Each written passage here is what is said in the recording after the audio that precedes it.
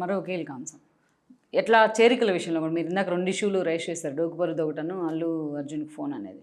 ఇలా ఆళ్ళనాని లాంటి వాళ్ళంతా కూడా మళ్ళీ తిరిగి టీడీపీ వైపు రావడం, బాలినేని మొదలుకొని అందరూ జనసేనలోకి రావడం, దీన్ని ఎలా చూడాలంటారు?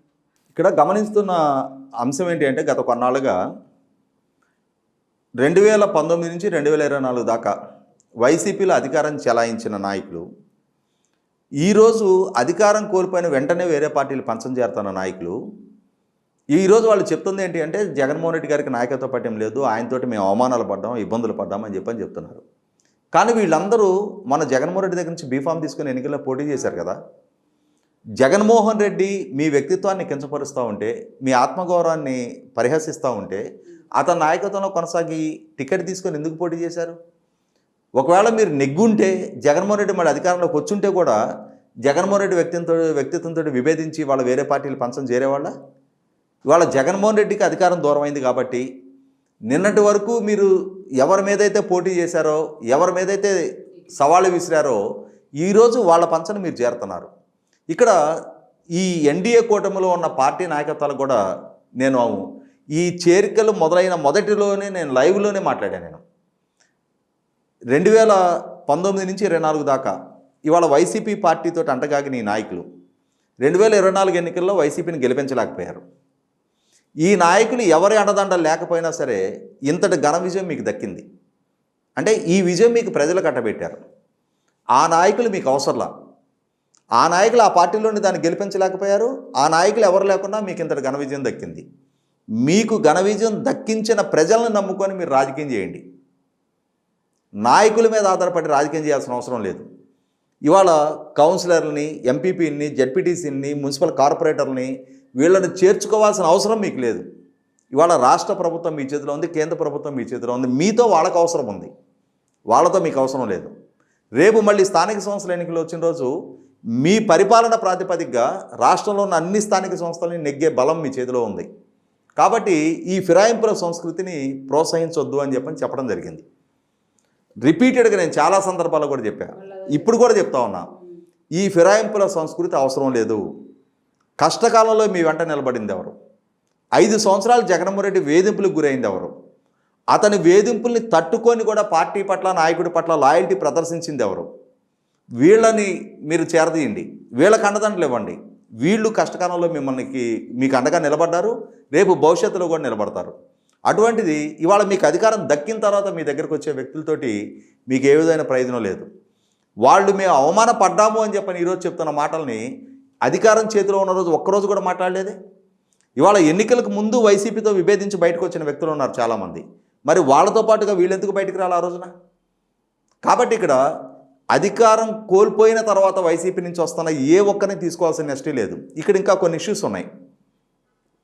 బ్రోరేజెస్ కార్పొరేషన్ ఎండీగా ఉన్న వాసుదేవ్ రెడ్డి ఈ రోజు దాకా అరెస్ట్ కాల, అతను పరారీలో ఉన్నాడు అని చెప్తున్నారు. అయితే ఇక్కడ గమనించుకోవాల్సింది ఏంటి అంటే సామినేని ఉదయభాను తను జనసేన పార్టీలో చేరాడు, కృష్ణా జిల్లా జనసేన పార్టీ అధ్యక్షుడిగా ఎన్నికయ్యాడు. ఈ సామినేని ఉదయభాను గారి అల్లుడికి సొంత బావ వాసుదేవ్ రెడ్డి. దాంతో ఎప్పుడైతే సామినేని ఉదయభాను గారు ఈ పార్టీలోకి వచ్చాడో ఇతనికి ఒక ఇమ్యూనిటీ దొరికేసింది, అందుకే పోలీసులు అతను అరెస్ట్ చేయట్లేదు అని చెప్పని ఒక నింద బయటికి వెళ్తూ ఉంది. వీళ్ళని పార్టీలో చేర్చుకొని ఇటువంటి నిందలు మోయాల్సిన అవసరం మీకుందా? అదే సందర్భంలో పొన్నూరు నియోజకవర్గంలో చేబ్రోలు మండలంలో ధూళిపాల నరేంద్ర గారికి ప్రత్యర్థిగా నరేంద్ర గారి మీద గెలుస్తున్న కిలార్ రోసే గారు ఆ రోజున 700 ఎకరాల్లో అక్రమ గ్రావెల్ క్వారీయింగ్కి పాల్పడ్డాడు. 2100 కోట్ల రూపాయల అక్రమ గ్రావెల్ క్వారీయింగ్ జరుగుతుంది అని చెప్పని ధూళిపాల నరేంద్ర గారు పదే అక్కడికి వెళ్ళి ధర్నాలు చేస్తూ ఉంటే ఆయన కారు బద్దలు కొట్టారు, పోలీసుల చేత అరెస్టులు చేయించారు. అక్కడ జరిగిన తొక్కిసలాటలో అంటే పోలీసులతో జరిగిన ఘర్షణపూరిత వాతావరణంలో బండారు వంశీకృష్ణ అని చెప్పని తెలుగు యువత అధికార ప్రతినిధి చెయ్యి విరిగింది, అతనికి ఆపరేషన్ చేసి రాడ్లు వేశారు. ఇవాళ అదే కిలార్ రోసయ్య అధికారం కోల్పోయిన వెంటనే వచ్చి వాళ్ళ జనసేన పార్టీలో చేరి ఎన్డీఏ కూటమిలో కీలక నాయకుడిగా చలామణవుతున్నాడు.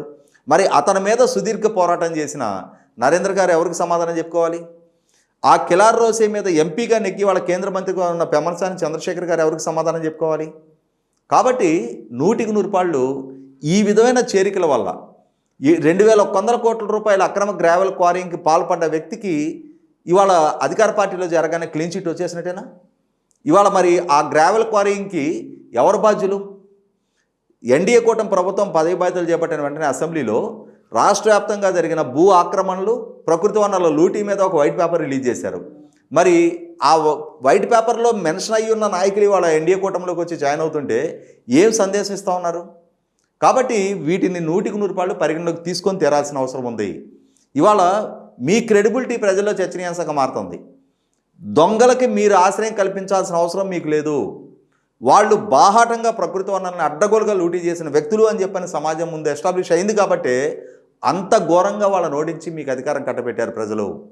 ఇవాళ ప్రజలు కట్టబెట్టిన అధికారం మాటున వాళ్ళ నేరాలను కాపాడుకోవడానికి వాళ్ళు వచ్చి మీ పంచం చేరుతూ ఉన్నారు. 100% వాళ్ళ అవసరం, మీ అవసరంలో వాళ్ళు మీకు అండగా నిలబడాల. మీ ప్రత్యర్థులుగా వాళ్ళు ఉన్నారు.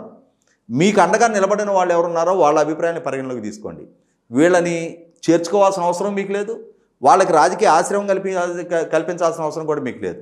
వాళ్ళు ఓడిపోయి ఓడగొట్టిన నాగళ్ళు తీసేసిన తహసీల్దార్లు ఇవాళ అధికార పార్టీ నాయకులుగా చలామణయ్యే వెసులుబాటు వాళ్ళకి ఎందుకు కల్పిస్తూ ఉన్నారు?